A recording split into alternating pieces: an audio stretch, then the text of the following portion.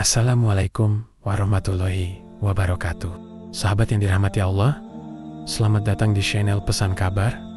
Semoga keadaan sahabat-sahabat semua dalam keadaan baik dan sehat selalu, dipermudahkan segala urusannya, dan permudah melimpahkan rezekinya. Pada kesempatan kali ini, kita akan mengupas sejarah panjang asal mula penyembahan berhala di muka bumi.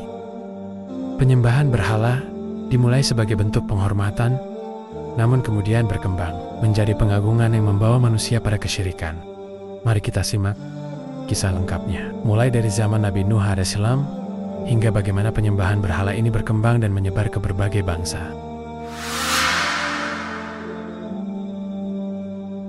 Di suatu masa yang jauh sebelum waktu dikenal, ketika langit masih sepi dan bumi belum dihuni, Allah menciptakan segalanya dengan kebijaksanaannya yang tiada tara. Di antara seluruh ciptaan, Allah menciptakan makhluk yang istimewa, seorang manusia yang bernama Nabi Adam, dari tanah liat yang paling halus. Allah membentuk sosok Nabi Adam dengan penuh kasih. Setelah menyempurnakan ciptaannya, Allah meniupkan ruhnya ke dalam diri Nabi Adam, dan seketika kehidupan dimulai.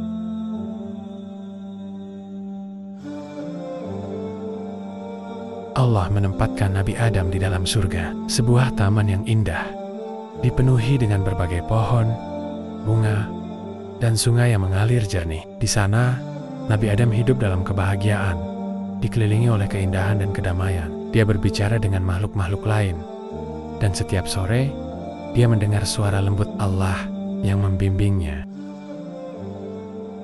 Allah memberikan satu larangan kepada Nabi Adam, jangan mendekati pohon tertentu. Allah mengajarkan bahwa hanya Dia yang berhak disembah, dan Nabi Adam menyembahnya dengan tauhid yang murni. Setiap hari, Nabi Adam bersyukur atas nikmat yang diberikannya, mengenali Allah sebagai Tuhan yang Esa, dan menjalin hubungan yang erat dengan Sang Pencipta.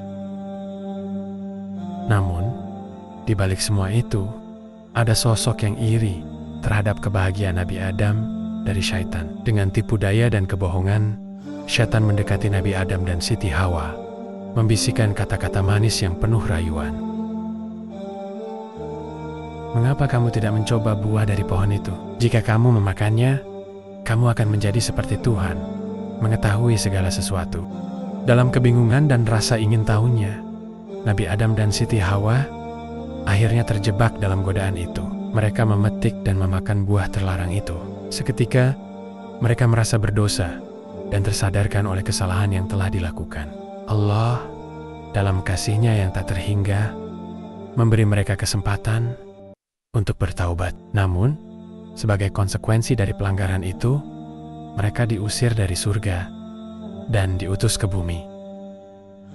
Di bumi, Nabi Adam dan Siti Hawa mulai menata kehidupan baru. Disinilah tantangan yang sesungguhnya dimulai. Mereka mendirikan rumah dan membesarkan anak-anak, dan Nabi Adam, sebagai nabi pertama, mengajarkan kepada keturunannya tentang pentingnya tauhid. Ingatlah, anak-anakku, hanya ada satu Tuhan yang harus kita sembah, yaitu Allah. Dialah yang menciptakan kita, memberikan kehidupan, dan memberi kita segala yang kita butuhkan. Dalam suasana yang hangat, mereka bercerita tentang keesaan Allah di bawah sinar bulan, menceritakan bagaimana Allah menciptakan segalanya dengan sempurna. Keluarga itu hidup dalam kebahagiaan, saling mengingatkan dan berbagi cinta, serta berdoa dengan sepenuh hati. Namun, seiring berjalannya waktu, angin perubahan mulai berhembus. Keturunan Nabi Adam yang semakin banyak mulai terpengaruh oleh lingkungan sekitar. Beberapa dari mereka, terpedaya oleh keserakahan dan ketidakpuasan, mulai mengagungkan benda-benda dan menciptakan dewa-dewa baru. Penyimpangan ini menyebar, mengaburkan ajaran tauhid yang telah disampaikan Nabi Adam. Namun, setelah beberapa generasi berlalu, mulai banyak manusia yang melakukan kemaksiatan dan melupakan ajaran Nabi Adam. Mereka semakin jauh dari kebenaran dan mulai mengikuti hawa nafsu. Meski begitu, di setiap zaman selalu ada orang-orang syalih yang menjadi teladan kebaikan bagi masyarakat.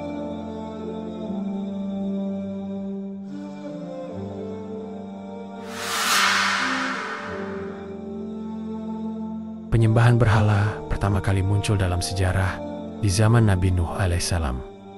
Pada masa itu, ada 5 orang saleh yang sangat dihormati dan dicintai oleh masyarakat karena ketakwaan dan amal kebaikan mereka. Nama-nama mereka adalah Wad, Suwa, Yahuds, Yahud, dan Nasr.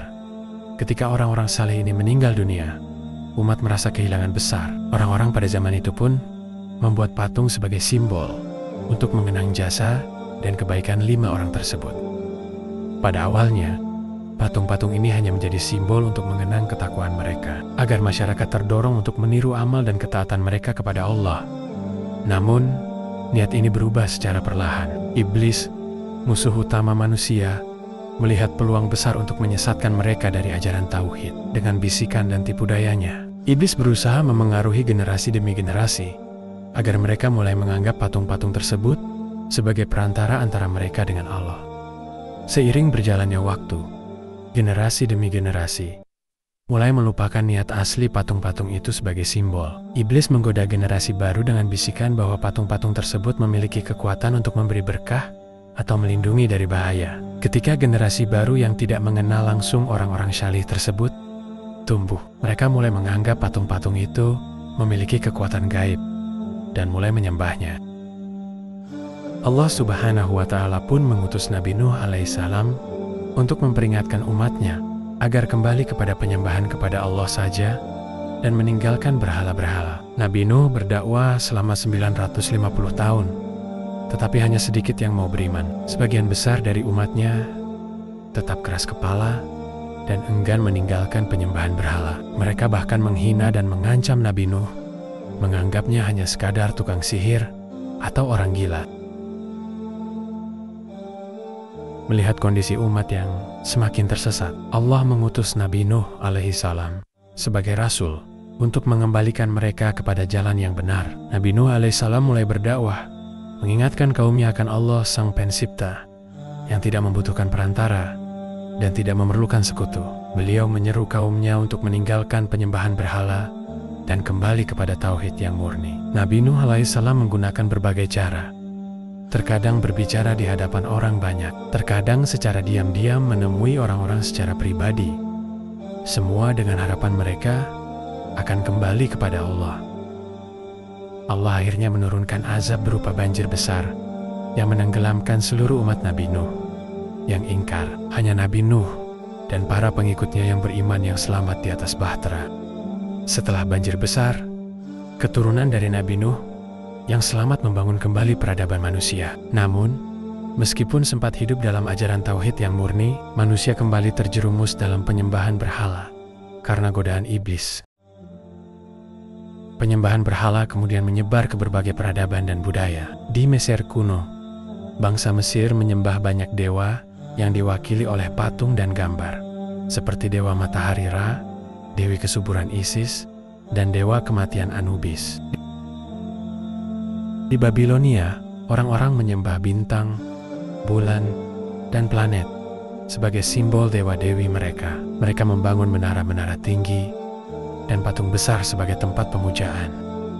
Di Yunani, orang-orang menciptakan sistem dewa yang sangat rumit. Mereka membayangkan dewa-dewi dengan bentuk dan sifat seperti manusia, namun memiliki kekuatan gaib. Patung-patung dewa seperti Zeus, Hera, dan Apollo tersebar di seluruh Yunani. Demikian juga di Romawi, India, dan berbagai bangsa lainnya yang memiliki patung-patung atau simbol-simbol untuk disembah. Melihat penyembahan berhala yang semakin luas, Allah mengutus banyak nabi dan rasul untuk meluruskan kembali akidah umat manusia dan mengembalikan mereka kepada tauhid. Selain Nabi Nuh alaihissalam, banyak nabi yang juga diutus di tengah masyarakat yang menyembah berhala. Nabi Ibrahim alaihissalam diutus di tengah masyarakat Babilonia yang menyembah berhala dan bintang-bintang. Nabi Ibrahim dengan tegas menghancurkan berhala-berhala mereka untuk menunjukkan bahwa benda mati tidak layak untuk disembah. Wilayah yang terkenal akan kemegahannya, namun juga keterpesonaannya pada berhala, bintang-bintang, serta benda-benda langit sebagai objek penyembahan. Meski begitu, Nabi Ibrahim tak gentar. Dengan kebijaksanaan dan keberanian, beliau menunjukkan kesalahan penyembahan mereka, menantang kepercayaan yang telah mendarah daging Sejak kecil, Nabi Ibrahim telah menunjukkan sifat yang berbeda dari masyarakatnya. Di usianya yang masih belia, beliau merasa aneh melihat kaumnya menyembah patung-patung dan bintang-bintang. Ia mempertanyakan bagaimana benda-benda mati yang tidak bisa bergerak dan berbicara dapat dianggap sebagai Tuhan. Nabi Ibrahim mulai mencari kebenaran dengan memandang alam sekitarnya. Diceritakan bahwa Nabi Ibrahim pernah mengamati bintang-bintang, bulan, dan matahari, berusaha memahami kebenaran di balik kekuatan yang mengendalikan alam semesta. Saat malam tiba, beliau melihat bintang yang terang di langit dan berkata, "Inilah Tuhanku." Tetapi ketika bintang itu tenggelam, beliau sadar bahwa bintang yang muncul dan hilang tidak layak menjadi Tuhan. Begitu juga ketika beliau melihat bulan dan matahari, yang masing-masing juga tenggelam. Akhirnya, Nabi Ibrahim menyadari bahwa Allah, Tuhan yang sebenarnya, adalah yang menciptakan segalanya dan tidak mungkin hilang atau berubah. Setelah memahami tauhid dan mengenal Allah sebagai satu-satunya Tuhan, Nabi Ibrahim mulai berdakwah kepada kaumnya. Beliau mengajak mereka untuk meninggalkan penyembahan berhala dan kembali menyembah Allah yang esa. Nabi Ibrahim berbicara dengan penuh hikmah kepada mereka, bertanya dengan lembut tetapi tegas. Namun, masyarakatnya tidak hanya menolak dakwah Nabi Ibrahim. Mereka malah menganggapnya sebagai ancaman. Mereka tidak ingin meninggalkan tradisi nenek moyang mereka yang sudah lama berlangsung. Ayahnya sendiri, Azar, adalah seorang pembuat patung berhala dan sangat marah dengan seruan putranya yang dianggap menyimpang. Meski mendapatkan tentangan dari keluarganya, Nabi Ibrahim tetap sabar dan terus menyeru kepada kebenaran. Suatu hari, ketika masyarakat Babilonia sedang pergi untuk merayakan festival besar, Nabi Ibrahim melihat, inilah saatnya untuk membuktikan kekeliruan mereka. Beliau masuk ke dalam kuil besar yang dipenuhi berhala-berhala. Dengan tekad kuat, beliau menghancurkan berhala-berhala tersebut satu persatu, menyisakan hanya satu berhala besar. Lalu, beliau meletakkan kapak di tangan berhala terbesar tersebut sebagai bukti. Ketika masyarakat kembali, mereka terkejut melihat berhala-berhala mereka telah hancur berantakan. Mereka segera mencurigai Nabi Ibrahim, yang selama ini menentang penyembahan berhala. Nabi Ibrahim dengan tenang berkata, di dalam Al-Quran, Surat Al-Anbiya, ayat 63, dia Ibrahim menjawab, sebenarnya patung besar ini yang melakukannya. Tanyakanlah kepada mereka patung-patung lainnya, jika mereka dapat berbicara. Mendengar ucapan itu, masyarakat menyadari bahwa patung-patung itu tidak bisa berbicara, apalagi membela diri. Namun, rasa malu dan amarah mereka lebih kuat daripada logika, dan mereka menolak kebenaran yang disampaikan Nabi Ibrahim. Mereka mengumpulkan kayu dan membakar api yang besar untuk menghukum Nabi Ibrahim dengan cara dilemparkan ke dalam api. Allah tidak meninggalkan Nabi Ibrahim sendirian. Saat beliau dilemparkan ke dalam kobaran api, Allah memberikan mukjizatnya. Allah memerintahkan api untuk menjadi dingin dan menyelamatkan Nabi Ibrahim dari panasnya api. Di dalam Al-Quran Surat Al-Anbiya 69, wahai api, jadilah dingin dan keselamatan bagi Ibrahim. Nabi Ibrahim keluar dari api tanpa cedera sedikit pun. Dan ini menjadi bukti bagi masyarakat bahwa kekuasaan Allah jauh melampaui segalanya. Namun, sebagian besar masyarakat tetap dalam keingkarannya dan menolak beriman.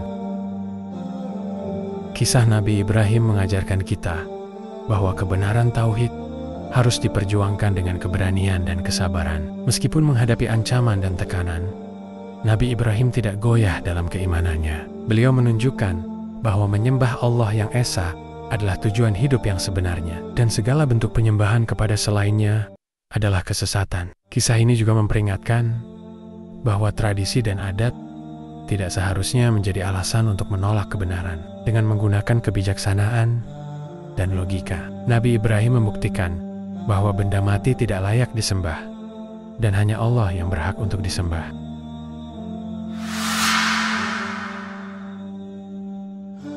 Nabi Musa alaihissalam diutus untuk menyelamatkan Bani Israel dari perbudakan Firaun di Mesir, yang juga menyembah berhala dan menganggap Firaun sebagai Tuhan. Pada zaman Nabi Musa alaihissalam, bangsa Bani Israel di Mesir hidup dalam perbudakan di bawah kekuasaan Firaun, penguasa Mesir yang sangat zalim. Firaun menindas Bani Israel dengan kejam dan bahkan mengeluarkan perintah untuk membunuh setiap bayi laki-laki yang lahir dari keturunan mereka, karena ia takut akan muncul seorang tokoh dari Bani Israel yang akan mengancam kekuasaannya.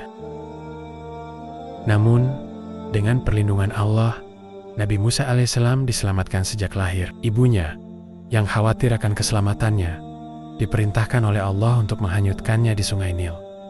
Bayi Musa ditemukan oleh keluarga Firaun dan diangkat sebagai anak oleh istri Firaun, Asyah. Sejak itu, Nabi Musa tumbuh besar di dalam istana Firaun, meski ia bukanlah keturunan langsung dari bangsa Mesir. Setelah dewasa, Allah mengutus Nabi Musa untuk menyelamatkan Bani Israel dari perbudakan, serta untuk membawa Firaun kembali ke jalan kebenaran dan mengakui keesaan Allah. Allah membekali Nabi Musa dengan mukjizat. Salah satunya adalah tongkat yang dapat berubah menjadi ular besar, dan tangan yang dapat bersinar terang ketika dimasukkan ke dalam jubahnya. Dengan mukjizat itu, Nabi Musa pergi menghadap Firaun dan menyeru kepadanya untuk menyembah Allah, Tuhan yang Esa, serta membebaskan Bani Israel dari penindasan. Firaun, yang sangat arogan, menolak seruan itu dan malah menuduh Nabi Musa melakukan sihir. Firaun bahkan mengumpulkan para penyihir terbaiknya untuk menandingi mukjizat Nabi Musa. Tetapi semua penyihir itu takluk, menyaksikan keajaiban yang nyata, dan mereka pun akhirnya mengakui keesaan Allah.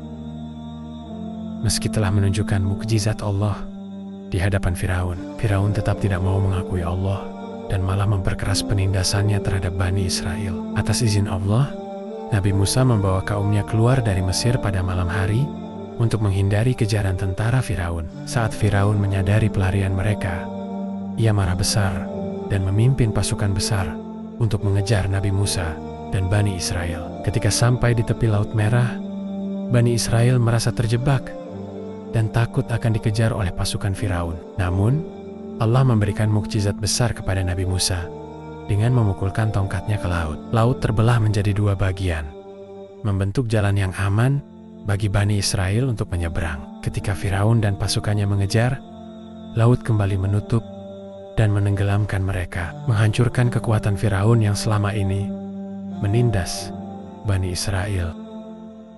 Kisah Nabi Musa mengajarkan kita bahwa kezaliman dan kesombongan akan berujung pada kehancuran, sedangkan kebenaran akan selalu menang dengan kekuatan dan izin Allah. Perjuangan Nabi Musa dalam menghadapi Firaun yang sangat kejam dan arogan adalah teladan keberanian serta keyakinan kuat kepada Allah. Mukjizat yang diberikan kepada Nabi Musa juga mengajarkan bahwa kekuasaan Allah adalah mutlak dan tidak ada kekuatan yang bisa melawannya. Perjalanan Nabi Musa bersama Bani Israel juga mengingatkan pentingnya kesabaran dalam menjalani ujian, serta kewajiban untuk menjaga keimanan dan menegakkan kebenaran meski di tengah situasi yang sulit.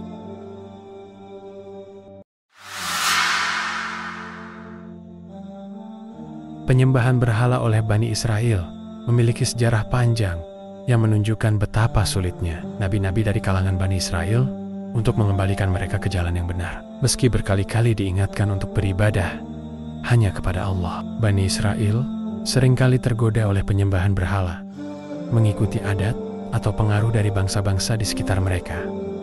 Setelah Allah menyelamatkan Bani Israel dari kejaran Firaun dan menenggelamkan Firaun beserta tentaranya di Laut Merah, Bani Israel memulai perjalanan panjang di padang pasir menuju tanah yang dijanjikan. Meski baru saja menyaksikan mukjizat besar Allah, mereka segera tergoda oleh berhala yang mereka temui di sepanjang perjalanan.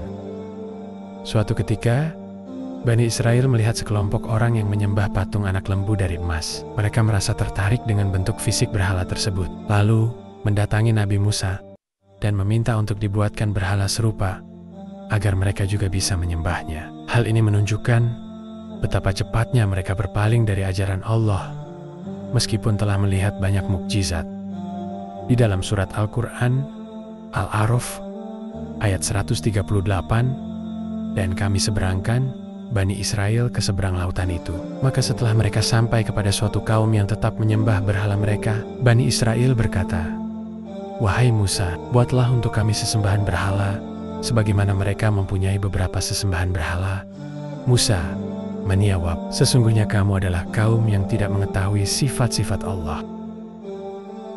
Salah satu peristiwa penyembahan berhala paling terkenal dalam sejarah Bani Israel terjadi ketika Nabi Musa meninggalkan kaumnya untuk menerima wahyu di bukit Sinai selama 40 hari. Selama masa ini, seorang lelaki bernama Samiri memanfaatkan ketidakhadiran Nabi Musa untuk mempengaruhi Bani Israel agar menyembah berhala. Samiri membuat patung anak lembu dari emas yang dapat mengeluarkan suara, yang kemudian ia tunjukkan sebagai simbol ketuhanan. Banyak dari Bani Israel terpengaruh oleh bujukan Samiri dan mulai menyembah patung anak lembu tersebut. Harun, saudara Nabi Musa, telah memperingatkan mereka dan melarang penyembahan ini, tetapi mereka tidak mendengarkan. Ketika Nabi Musa kembali dan melihat perbuatan mereka, ia sangat marah dan berdoa kepada Allah untuk mengampuni kaumnya. Melihat kaumnya melakukan kemusyrikan, Nabi Musa sangat kecewa dan marah. Ia berdoa kepada Allah untuk menghukum kaumnya sebagai pengingat atas kesalahan mereka, sebagai hukuman Bani Israel yang terlibat dalam penyembahan berhala, diperintahkan untuk saling membunuh di antara mereka yang melakukan kemusyrikan. Ini adalah ujian yang sangat berat, tetapi hukuman ini merupakan cara untuk menyucikan mereka dari dosa penyembahan berhala. Setelah itu Bani Israel bertobat dan memohon ampun kepada Allah.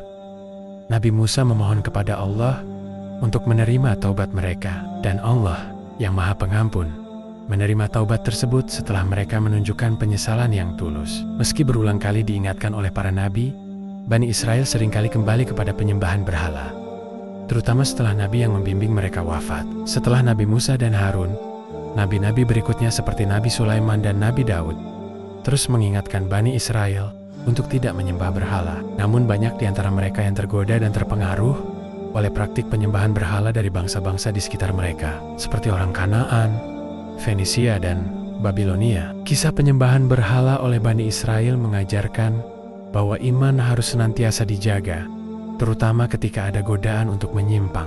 Meskipun telah melihat banyak mukjizat Allah, sebagian dari mereka tetap tergoda oleh hal-hal yang terlihat nyata dan indah di dunia. Ini mengingatkan kita bahwa keimanan kepada Allah tidak hanya bergantung pada mukjizat atau bukti, tetapi juga pada pemahaman, ketaatan, dan pengendalian diri dari segala bentuk kesyirikan. Pentingnya menjauhkan diri dari kemusyrikan dan menjaga tauhid adalah pelajaran utama dari kisah ini. Karena hanya dengan ketaatan dan kesetiaan kepada Allah, manusia akan mendapatkan petunjuk dan keselamatan. Cerita panjang tentang asal mula penyembahan berhala ini mengajarkan kita bahwa ketika manusia mulai melupakan Allah dan mengagungkan makhluknya, maka sangat mudah bagi mereka untuk terjatuh dalam kesyirikan.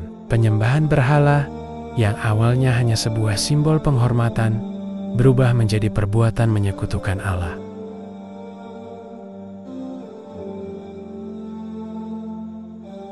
Dalam Islam, konsep tauhid atau keesaan Allah adalah prinsip utama. Allah Subhanahu wa Ta'ala memerintahkan manusia untuk hanya menyembah kepadanya dan melarang segala bentuk perantara dalam ibadah. Penyembahan berhala menjadi pengingat bagi kita agar selalu menjaga kemurnian akidah, menjauhkan diri dari kemusyrikan, dan menyembah hanya kepada Allah Subhanahu wa Ta'ala. Semoga kisah ini dapat menjadi pengingat bagi kita semua akan pentingnya menjaga tauhid dan menghindari perbuatan syirik. Terima kasih sudah menyimak video ini sampai selesai. Wassalamualaikum warahmatullahi wabarakatuh.